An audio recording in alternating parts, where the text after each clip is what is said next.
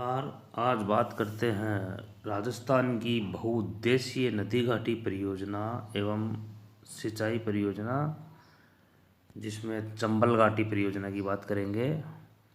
राजस्थान एवं मध्य प्रदेश राज्यों के सहयोग से राज्य की सबसे बड़ी और नित्यवाही चंबल नदी पर बहुउद्देशीय परियोजना का जो निर्माण किया गया है वो बाढ़ नियंत्रण, जल विद्युत का उत्पादन, पेयजल सुविधा, सिंचाई, भूमि के कटाव को रोकना, मत्स्य पालन, बाढ़ नियंत्रण एवं वृक्षारोपण के उद्देश्य की प्राप्ति के लिए स्वतंत्रता के बाद 50 के दशक में प्रारंभ की, जिसमें राजस्थान का 50% हिस्सा है। ये नदी घाटी परियोजना कुल 3 चरणों में संपादित हुई, जिसका जो प्रथम चरण है उसमें इंदिरा गांधी सागर बांध का निर्माण 1959 में पूर्ण हुआ और गांधी सागर बांध के अलावा गांधी सागर विद्युत गृह का निर्माण, कोटा सिंचाई बांध का निर्माण और कोटा सिंचाई बांध के दाईं एवं बाईं ओर नहरों की व्यवस्था, ये प्रथम चरण में हुआ। कोटा सिंचाई बांध और गांधी सागर बांध का मामला है। दूसरा चरण है जिसको द्वितीय चरण कहते हैं, उसमें राणा प्रताप सागर बांध का निर्माण, राणा प्रताप सागर विद्युत गृह और भूमिगत टनल का निर्माण।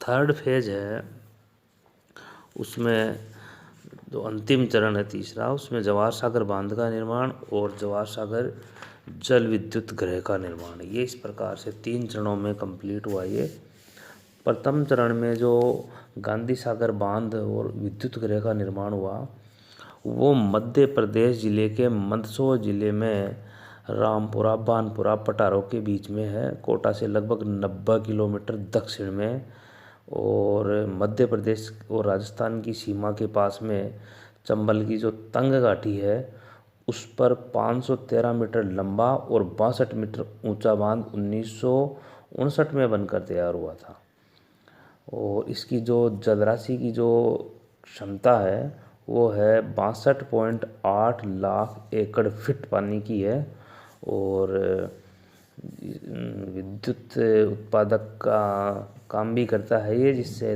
13 मेगावाट के 4 जनरेटर और 27 मेगावाट का एक जनरेटर काम कर रहा है, जिनसे 115,000 किलोवाट विद्युत उत्पादन होती है। अब बात करते हैं दूसरी कोटा सिंचाई बांध की, जो फर्स्ट फेज में ही हुआ था। ये कोटा सिंचाई बांध रावतबाठा जो चित्तौड़गढ़ जिले में है उसके निकट चंबल नदी पर 438 मीटर लंबा और 42 मीटर ऊंचा बनाया गया है और इस नदी के जलप्रपातों की श्रृंखला का ये अंतिम पड़ाव है। इससे 14 लाख एकड़ भूमि की सिंचाई होती है और 1960 में ये बनकर तैयार हो गया था। कोटा बैराज की जो दाई नहर की लंबाई है वो 372 किलोमीटर, जिसमें से 124 किलोमीटर राजस्थान में और 248 किलोमीटर मध्य प्रदेश में, और बाईं ओर की जो नहर की लंबाई है वो 170 किलोमीटर है, वो कंप्लीट राजस्थान के अंतर्गत है। और मुख्य बाईं नहर की लंबाई 65 किलोमीटर है, जो बूंदी के पास में मेजा नदी में जाकर मिल जाती है। इस जो ये कोटा सिंचाई बांध है और ये जो इसकी जो नहरें बनाई गई है, इसमें कोटा और बूंदी जिले की 2.1 लाख हेक्टेयर भूमि पर सिंचाई होती है। ये फर्स्ट फेज कंप्लीट। अब द्वितीय फेज की बात करते हैं, जिसमें राणा प्रताप सागर बांध और विद्युत गृह का निर्माण प्रमुख रूप से हुआ था। चित्तौड़गढ़ ये जो विद्युत गृह है वो रावतबाठा के निकट बनाया गया है द्वितीय चरण में, और ये चंबल नदी पर 1100 मीटर लंबा और 42 मीटर ऊंचा रावतबाठा नामक स्थान पर ये बराव क्षमता का बांध बनाया गया है जिस राणा प्रताप सागर, जिसमें 23.5 लाख एकड़ फुट पानी रोका जा सकता है। भराव क्षमता है उसकी। इस पर एक विद्युत ग्रह भी बनाया गया है जिसमें 43,000 किलोवाट क्षमता की 4 विद्युत इकाइयाँ कार्यरत है और जिनसे 172,000 किलोवाट विद्युत का उत्पादन होता है। और राणा प्रताप सागर बांध से 14 लाख एकड़ भूमि की सिंचाई की जा रही है। तीसरा और अंतिम चरण है जिसमें जवाहर सागर बांध का निर्माण हुआ था एवं जवाहर विद्युत ग्रह।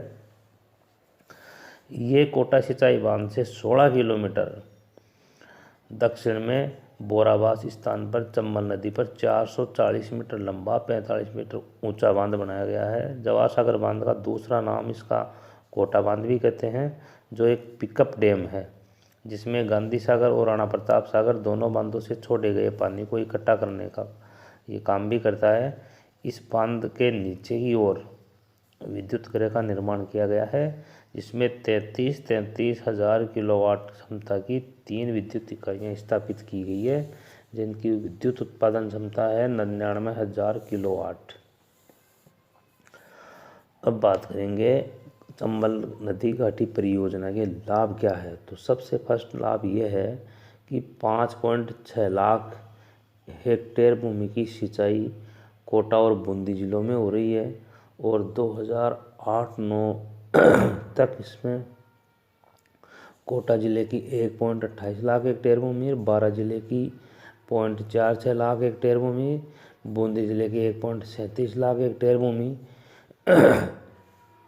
की कुल सिंचाई की गई। और दूसरा लाभ यह है कि चंबल परियोजना से 3.86 लाख किलोवाट विद्युत का उत्पादन हो रहा है जिसमें गांधी सागर बांध, राणा प्रताप सागर बांध और जवाहर सागर बांध तीनों की विद्युत इकाइयों से। अगला लाभ यह है कि बाढ़ नियंत्रण और मिट्टी कटाव को इसने रोकने का काम किया गया है और चंबल के जो बीहड़ है वहाँ उन क्षेत्रों की काया पलट हो गई है। चौथे लाभ की बात करें तो औद्योगिकरण तीव्र हुआ है। कोटा आज राजस्थान की प्रथम श्रेणी की औद्योगिक नगरी बन गया है। साथ ही चित्तौड़गढ़, बूंदी, झालावाड़, भवानी मंडी, रामगंज मंडी तथा बारां भी इसी की ओर अग्रसर हो रहे हैं। वृक्षारोपण और चारागाहों का विकास संभव हो पाया है और राज्य में कई कृषि मंडियों की स्थापना इन कृषि उपजों के कारण से, जिसमें बूंदी, भवानी मंडी, रामगंज मंडी, केशवरायपाटन, कोटा आदि मंडियों का इससे विकास हुआ है। और अगला जो लाभ है वो ये है कि हर साल मछली उत्पादन होने से हज़ारों लोगों को रोज़गार मिला हुआ है। और अंतिम जो लाभ की बात करते हैं तो विद्युत उत्पादन के साथ में कृषि भूमि का तो विकास हुआ ही है, क्षेत्र की खुशहाली हुई है और प्रदेश का अन्य क्षेत्रों का भी के लोगों को और निकटवर्ती क्षेत्रों को लाभ हुआ है। बहुत बहुत धन्यवाद सभी को।